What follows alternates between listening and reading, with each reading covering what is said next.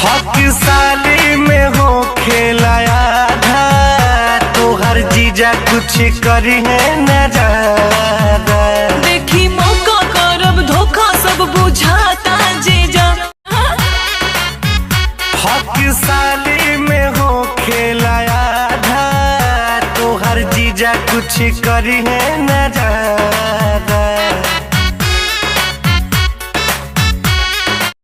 पहले अदाओं की बिजली गिराए, मैं पास आऊं तो नखरे दिखाए।